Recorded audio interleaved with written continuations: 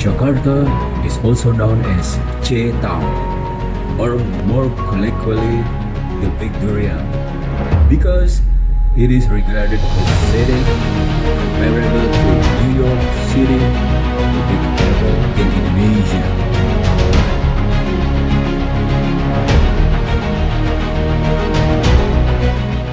Sunda Kelapa, year 397 until 1527 AD. Jakarta was formerly known as Sunda Kelapa, one of the Sunda Kingdom's harbors located at the mouth of the Ciliwung River. The capital of Sunda Kingdom, Daya Pakuan Pajajaran, or Pajajaran, now Bogor, is a 2-day trek from the harbor of Sunda Kelapa. According to Portuguese records, Sunda Kelapa was one of the Sunda Kingdom's fort, along with Banten, Pontang, Cigede, Tamgara, and Cimano. Sunda Kelapa, which is referred to as Kalapa in this book, is regarded as the most significant port since it can be visited in 2 days from the royal capital of Dayo. The Sunda Kingdom is a continuation of the Tarumanagara Kingdom in the 5th century. Hence, this port is said to have existed from the 5th century and was the capital of Tarumanagara called Sundapura, Sanskrit which means Sunda City. The port was recognized as a major paper port in the 12th century. Foreign ships from China, Japan, South India, and the Middle East had stopped at this port, selling porcelain, coffee, silk, cotton, perfumes, horses, wine, and dyes for spices, which had become a commercial commodity at the time.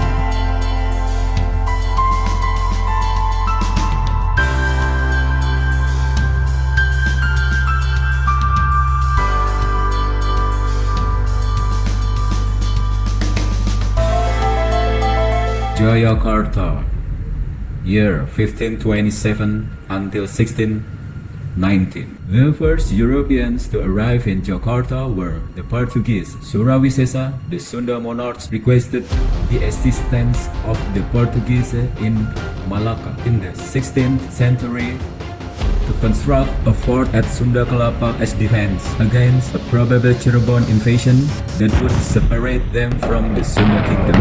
The Sundanese immortalized Surawisesa's request for assistance to the Portuguese in Malacca in the rhyme story Munding Laya di Kusuma, in which Surawisesa is translated by his title name Munding Laya. However, before the fort could be built, Cirebon, supported by Demak, launched an attack on the port. Sudiro, the mayor of Jakarta, decided on June 22nd as Jakarta's anniversary in the 1956 based on Fathahila's invasion on Sunda Kelapa harbor in 1527. Since then, the Sunda Kelapa period has come to an end, and the Jayakarta period, which lasted over a century, has begun. From 1527 until 1619. Fadilah Khan was the first king of Jayakarta, holding the title Adipati until his death in 1570.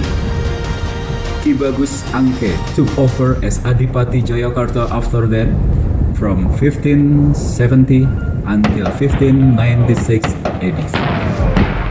Jayakarta Wijaya Krama, Prince since 1596 until 1619.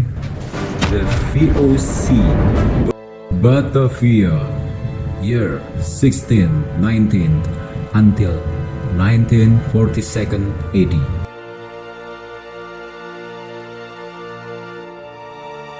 After landing in Banten in 1596 AD, the Dutch arrived in Jayakarta at the end of the 16th century. Jayakarta was ruled by Prince Jayakarta, a relative of the Sultanate of Banten. At the beginning, of the 17th century, after defeating the forces of the Sultanate of Banten, the VOC, commanded by Jan Peter Zoon Koen, captured Jayakarta in 1619 and renamed it Batavia. Batavia became into a huge and prominent metropolis under Dutch colonialism. The Dutch brought a large number of slaves as laborers for the city's growth.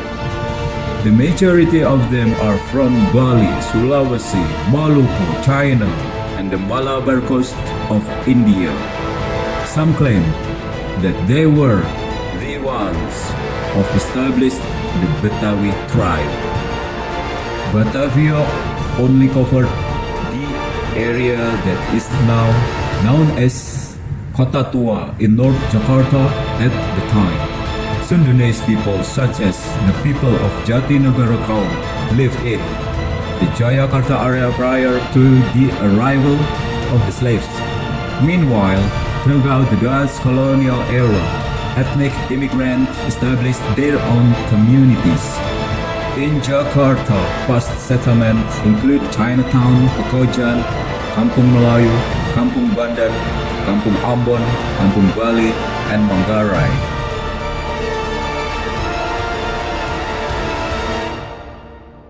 On October 9, 1740, riots erupted in Batavia, killing 5,000 Chinese. As a result of the riot, many Chinese people fled town and fought against the Dutch. Batavia extended southward with the building of Koningsplein or Gambir in 1818. On April 1st, 1905, two municipalities or gemeente were founded in Batavia's capital city, namely Gemeente Batavia and Mister Cornelis. The Dutch built the garden city of Menteng in 1920, and this area became a new location for Dutch officials to replace Molenvliet in the north. Batavia and Mr. Cornelis or Jatinegara were merged into one greater Jakarta area in 1935.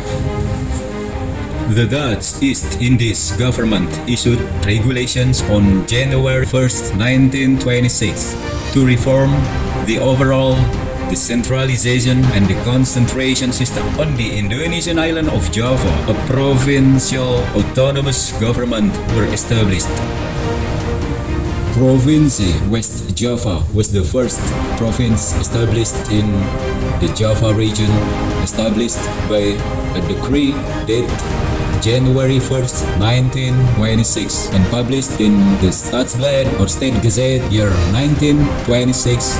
Batavia along with Banten, Widenzorp or Bogor, Priangan and Cirebon became residents in the province of West Java.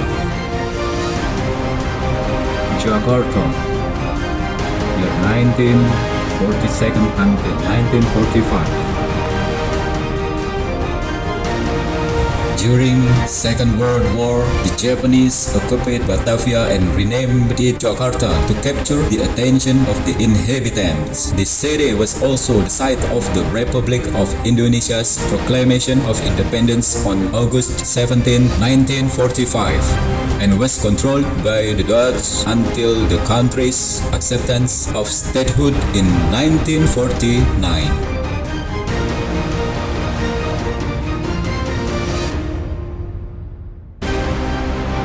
Jakarta, year 1945 until present. Jakarta was part of the province of West Java from the independence until 1959.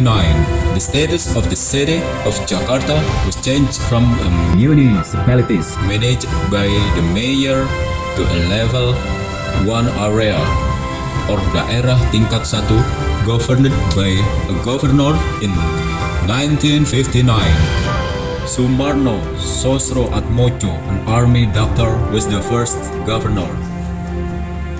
At that time, the President Sukarno made the selection of the governor of DKI personally. Jakarta's status was altered from the level 1 region to Special Capital Region or DCI, now written Special Capital Region or DKI, in 1961, and Sumarno remained governor. Jakarta's population has increased significantly since it was designated as the capital city, owing to the high need for government personnel, who are virtually entirely concentrated in the city. Its population more than doubled in 5 years. Several pockets of new middle-class villages sprang up, including Kebayoran Baru, Cempaka Putih, Pulau Mas, Tebet, and Pejombongan. Settlement centers are also created on their own by various ministries and state-owned enterprises like Perum Perumnas. During Sukarno's presidency, Jakarta initiated large projects such as the Gelora Bung Karno, the Istiqlal Mosque, and the National Monument, or Monas. The Medan Merdeka Tamrin Sudirman axis. This was built as the city's business center at this time, replacing the Medan Merdeka Senen Salemba Jatinegara axis. Pondok Indah was the first significant residential center built by a private developer in the late 1970s in the South Jakarta region. In the early 1970s, Governor Ali Sadikin attempted to slow the rate of population increase by proclaiming Jakarta a closed city for foreigners. This policy will not be implemented and will be forgotten during the next governor's session. Until now, Jakarta has been plagued by overcrowding related issues such as floods, traffic congestions, and a lack of efficient public transit. Okay guys, I think this is the end of the story.